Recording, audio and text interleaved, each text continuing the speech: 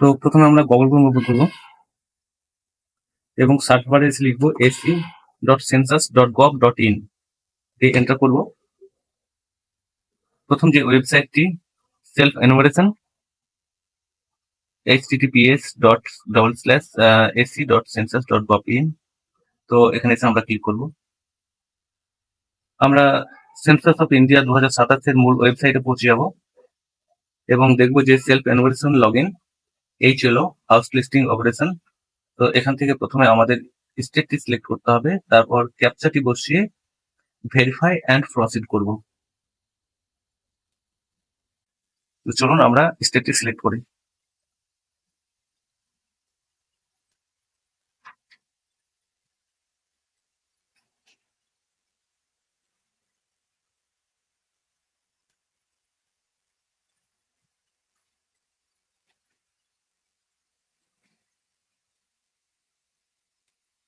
তারপর ওকে বাটনে ক্লিক করব। এরপর পরবর্তী স্টেপ, এখানে আমাদের স্টেটটি সিলেক্ট থাকবে।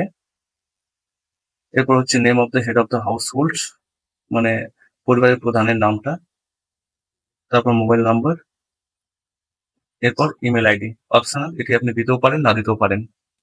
এখানে একটি পপ আপ শো করবে, please enter the name of the head of the household correctly, once register it can not be change later. মানে এটা হাউস হোল্ডের নামটি সঠিকভাবে স্পেলিং গুলো বসাতে বলছে, এটি পরবর্তী কিন্তু আর চেঞ্জ করা যাবে না, তাই আমি দেখে শুনে সঠিকভাবে বসিয়ে দেবো। এরপর মোবাইল নাম্বার, তারপর ইমেল আইডিটি বসিয়ে দেবো। ভেরিফাই অ্যান্ড প্রসিডে ক্লিক করব। আমাদের রেজিস্টার্ড মোবাইল নাম্বারে ওটিপি সেন্ড করা হয়েছে, এর জন্য আমি ওকে বাটনে ক্লিক করব। তারপর প্রথমে আমাদের ল্যাঙ্গুয়েজটি সিলেক্ট করতে হবে ড্রপ বক্স থেকে। তারপর আমাদের রেজিস্টার্ড মোবাইল নাম্বার যে ওটিপিটি গিয়েছে সেটি বসিয়ে দিয়ে আমরা ভেরিফাই ওটিপি করবো। তো চলুন শুরু করা যাক। Verify OTP. তো এবার আমরা আমাদের মূল ফর্মে চলে আসবো, যেখানে এসে আমরা আমাদের স্থানের বিবরণ, সেন্সাস গৃহের বিবরণ, সাধারণ তথ্য এবং সুযোগ সুবিধা, পরিসম্পদ প্রিভিউ করব এবং নিশ্চিত করব। এই 6টি স্টেপে আমরা আমাদের সমস্ত ফর্মটি ফিল আপ করবো। তো প্রথমে আছে আমাদের যে রাজ্য বা কেন্দ্রশাসিত অঞ্চল, আমাদের যে রাজ্যটি ওয়েস্ট বেঙ্গল সেটি সিলেক্ট করব। তারপর হচ্ছে জেলা, কোন জেলায় বাস করি, তারপর হচ্ছে যে পিনকোডে অবস্থান করছি আমরা সেই পিনকোডটি বসিয়ে দেবো। তো চলুন বসানো যাক।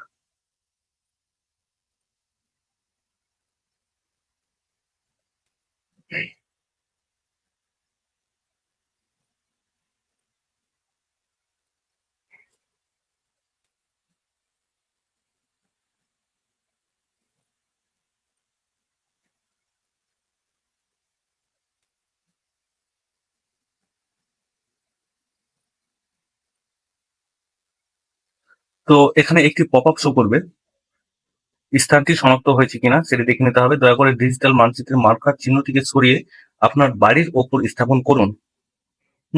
বাড়ির ওপর স্থাপন করব। তো এটি আমাদেরকে নির্দেশনা দিচ্ছে। তো চলুন ওকে বাটনে ক্লিক করব।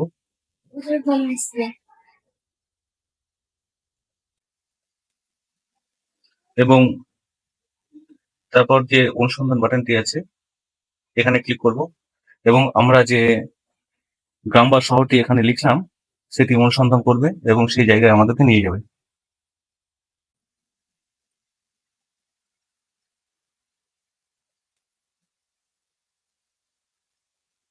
ম্যাপ ঠিকঠাক কাজ করেছে, আমাদেরকে আমাদের বাড়ির আশেপাশে নিয়ে চলে এসেছে। তো এইভাবে আমরা আমাদের সঠিক জায়গাটি নির্দেশ করব। যদি এক আধটু 19-20 হয়ে থাকে সেক্ষেত্রে আমরা নিশ্চিত করে সেখানে ছেড়ে দেবো।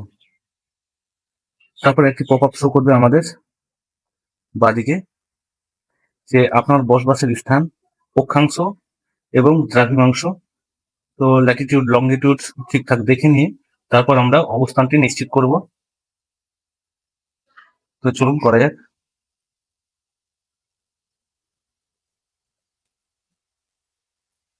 অবস্থানটি নিশ্চিত করার পর আমরা সেভ বাটনে ক্লিক করব এবং পরবর্তী পর্যায়ে এগিয়ে যাবো, মানে পরবর্তী স্টেপে এগিয়ে যাবো। এখানে আরেকটি পপ আপ শো করবে, সেটি হচ্ছে আপনার অবস্থান নিশ্চিতকরণ, রাজ্য, জেলা এবং আপনার বসবাসের স্থানের যে অক্ষাংশ এবং দ্রাঘিমাংশ সেটি শো করবে। তারপর যদি ঠিকঠাক থাকে সেক্ষেত্রে তারপর আমরা হ্যাঁ বাটনে ক্লিক করবো।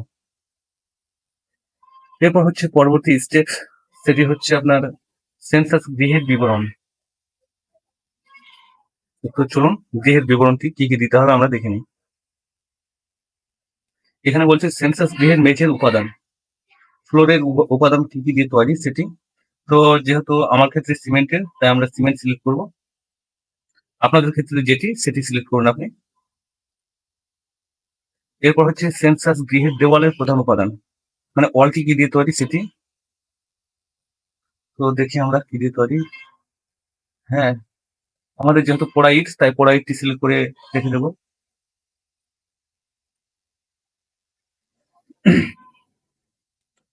এর পরের অপশন হচ্ছে আপনার সেন্সাস গৃহের ছাদের প্রধান উপাদান।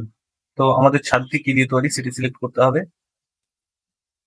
তো এখানে কংক্রিট ঠিকই আছে আমার।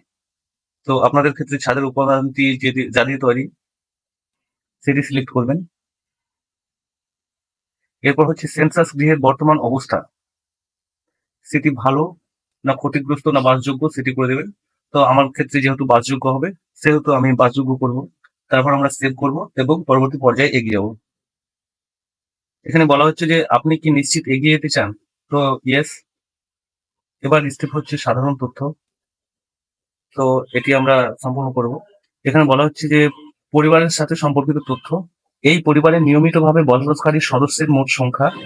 তো আমার ক্ষেত্রে 3, আপনার ক্ষেত্রে 4 হলে 4 করবেন, 5 হলে 5 করবেন। এরপর পরিবারের প্রধানের নাম, এই বক্সে লেখা থাকবে ইংরেজিতে আগে থেকেই। তো পরিবারের প্রধানের নাম নির্বাচিত ভাষা, মানে যে ভাষাটি আমরা চয়েস করেছি সেই ভাষায় লিখতে হবে, মানে বাংলা ভাষা। তো এখানে এসে সিলেক্ট করে আমরা আমাদের নামটি লিখব। আপনি এখানে ইংরেজিতে লিখলেই মানে বাংলাতে অটোমেটিক্যালি চলে আসবে, তো সেখান থেকে আপনি সিলেক্ট করে নেবেন, অসুবিধার কোনো কারণ হবে না আশা করছি। তারপর আমরা সেভ করব।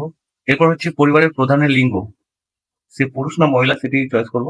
মহিলা হলে মহিলা, পুরুষ হলে পুরুষ। তো যেহেতু পুরুষ, পুরুষ সিলেক্ট করলাম। এবার পরিবারের প্রধান তপশিলি জাতিভুক্ত বা তপশিলি উপজাতিভুক্ত বা অন্যান্য কিনা। তো আপনাদের ক্ষেত্রে যেটি আছে সেটি এখান থেকে সিলেক্ট করবেন। তারপর বলা হচ্ছে যে এই গৃহের মালিকানার বিবরণ। তো আপনারা যদি ভাড়া বাড়ি হয় তাহলে ভাড়া বাড়ি করবেন। এখানে ভাড়া এবং অন্যত্র নিজের বাড়ি নেই, মানে অন্য কোথাও নিজের বাড়ি নেই, তাহলে এটি করবেন। অন্যান্য কোনো কিছু থাকলে সেটি আপনি এখানে করবেন।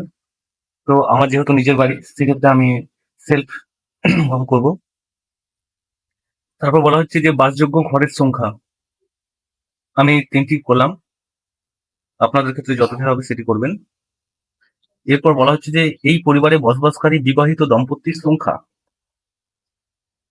আমাদের পরিবারে মোট সদস্য হচ্ছে 3, আমরা স্বামী স্ত্রী আর একটি সন্তান, তাই আমি দম্পতির সংখ্যা 1টি করলাম। তারপরে সেভ করব এবং পরবর্তী পর্যায়ে এগিয়ে যাবো। এখানে বলা হচ্ছে যে আপনি কি নিশ্চিত যে এগিয়ে যেতে চান। তো আমরা ইয়েস করব। এর পরের স্টেপ হচ্ছে সুযোগ সুবিধা, এই অংশটি। পানীয় জলের প্রধান উৎস, তো এখানে অনেকগুলি অপশন আছে, সেগুলির মধ্যে একটি সিলেক্ট করতে হবে আপনাকে।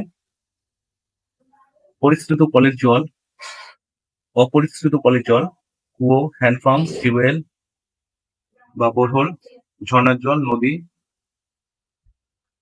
আপনার ক্ষেত্রে যেটি সেটি সিলেক্ট করবেন।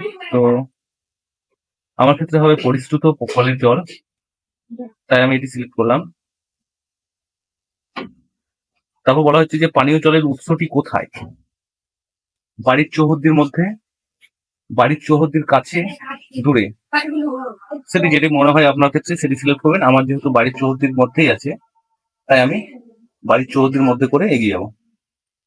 এরপর বলা হচ্ছে যে আলোর প্রধান উৎস, বিদ্যুৎ, কেরোসিন, সৌরবিদ্যুৎ, অন্যান্য তেল। অন্য কোনো উৎস থাকলে সেটিও জানাবেন। আলোর ব্যবস্থা নেই। যাই হোক, এগুলির মধ্যে আপনাকে যে কোনো একটি সিলেক্ট করতে হবে আপনার ক্ষেত্রে যেটি প্রযোজ্য। তাই আমার ক্ষেত্রে বিদ্যুৎ হবে প্রযোজ্য, তাই আমি বিদ্যুৎ সিলেক্ট করে এগিয়ে যাবো। এরপর বলা হচ্ছে যে শৌচালয়ের উপলব্ধতা। যদি হ্যাঁ হয় সেক্ষেত্রে এই তিনটির মধ্যে সিলেক্ট করতে হবে, আর যদি না হয় তাহলে খোলা জায়গায়। এটি ছাড়া অন্য কোনো অপশন নেই, তাই অবশ্যই হ্যাঁ হবে। এবার আপনার ক্ষেত্রে যেটি হবে এই তিনটির মধ্যে সেটি সিলেক্ট করবেন। কেবলমাত্র এই পরিবারটির ব্যবহারের জন্য শৌচালয়ের ব্যবস্থা আছে, অন্য পরিবারের সাথে যৌথভাবে সর্বসাধারণের জন্য শৌচালয়। তো আমার ক্ষেত্রে যেমন কেবলমাত্র এই পরিবারের জন্য ব্যবহার করা হয়, হ্যাঁ, সর্বসাধারণের জন্য নয়, তাই আমি এটি সিলেক্ট করে এগিয়ে যাবো। তারপর বলা হচ্ছে যে শৌচালয়ের ধরন, মানে শৌচালয়টি কি ধরনের সেটি আমাদেরকে এখান থেকে সিলেক্ট করতে হবে। প্রথমে বলা হচ্ছে যে নলবাহিত তয় প্রণালী, সেপটিক ট্যাঙ্ক, অন্যান্য পায়খানা। তো এই তিনটির মধ্যে আমাদের হবে যে সেপটিক ট্যাঙ্ক, তাই আমি সেপটিক ট্যাঙ্কে কি করবো। তো এবার বলা হচ্ছে যে বর্জ্য জলের নিকাশি কার সঙ্গে যুক্ত। তো যদি খোলা নর্দমা হয় আপনাদের ক্ষেত্রে খোলা নর্দমা সিলেক্ট করবেন, কোনো নর্দমা যদি না থাকে তাহলে সেটি সিলেক্ট করবেন, আর ঢাকা নর্দমা হলে ঢাকা নর্দমা সিলেক্ট করবেন। তো আমার ক্ষেত্রে যেহেতু ঢাকা নর্দমা, তাই আমি এটি সিলেক্ট করে এগিয়ে যাবো। তারপর বলা হচ্ছে যে বাড়ির চৌহদ্দির মধ্যে স্নানের ব্যবস্থা আছে কিনা।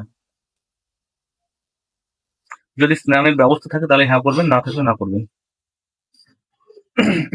যেহেতু আমাদের স্নানের ঘর আছে সেক্ষেত্রে আমি ইউজ করলাম, যদি না থাকে আপনার সেক্ষেত্রে আপনি না করতে পারেন। এখানে দুটি অপশন আছে, সেটি হচ্ছে যে স্নানের জন্য ছাদবিহীন ঘেরা জায়গা। তো এটি যদি আপনাদের ক্ষেত্রে হয়ে থাকে তো এটিও সিলেক্ট করতে পারেন। তো এবার অপশন হচ্ছে যে রান্নাঘর ও এলপিজি পিএনজি এর সংযোগ আছে কিনা।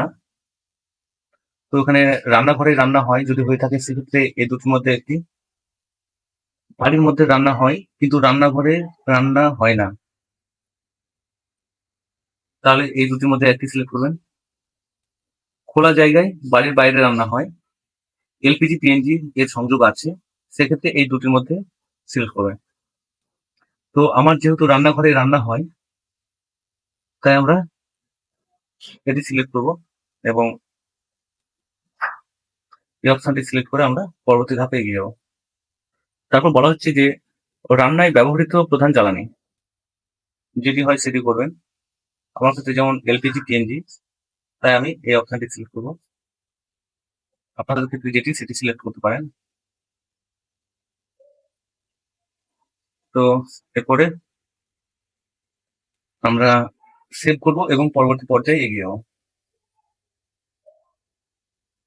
তারপর আরেকটি পপ আপ শো করবে যে আপনি কি নিশ্চিত যে এগিয়ে যেতে চান। তো আমরা ইয়েস করব। এবার 5 নম্বর স্টেপ, পরিসম্পদ, রেডিও ট্রানজিস্টর। যদি আপনার থেকে থাকে তাহলে ইউজ করবেন, আর যেটি আছে সেটি সিলেক্ট করবেন। যেমন আমার মোবাইল, স্মার্টফোন এই দুটি আছে, তাই আমি ইয়েস করব এবং এটি সিলেক্ট করে এগিয়ে যাবো। এরপর হচ্ছে টেলিভিশন, যদি থাকে ইয়েস করবেন এবং বিনামূল্যে দূরদর্শনের ডিশ অ্যান্টেনা কোনটি ব্যবহার করেন, ডিটিএইচ ডিশ, কেবল সংযোগ বা অন্যান্য হলে সেটি আপনি সিলেক্ট করবেন, আর না থাকলে না করবেন। এরপর বলা হচ্ছে যে ইন্টারনেটের উপলব্ধতা, যদি হ্যাঁ হয় তাহলে এই তিনটি অপশনের মধ্যে সিলেক্ট করবেন, আর না হলে এটি। তো আমার ক্ষেত্রে যেহেতু ল্যাপটপে এবং কম্পিউটারে ইন্টারনেট ব্যবহার করি সেক্ষেত্রে আমি এটি সিলেক্ট করে এগিয়ে যাবো। তারপর বলা হচ্ছে ল্যাপটপ কম্পিউটার আছে কিনা, যদি হ্যাঁ থাকে তাহলে ইয়েস করবেন, না থাকলে না করবেন।